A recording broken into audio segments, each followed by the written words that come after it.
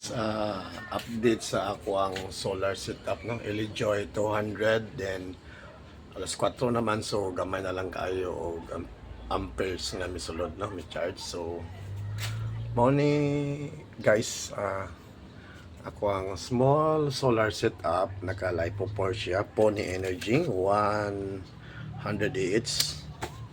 So 12 volts. So makaya niya guys is kani washing all, then mga blender nga to sa sulod, electric pan, lights, and then ang ref sa sunod pohon pa kani upgrade lang ko og kuan solar inverter. Kay inverter nako is 1,000 pero 500 watts ra ang iyang kuan rated no.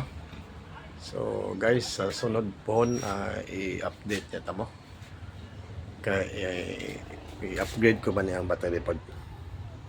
Okay guys, maura ni. Bye bye.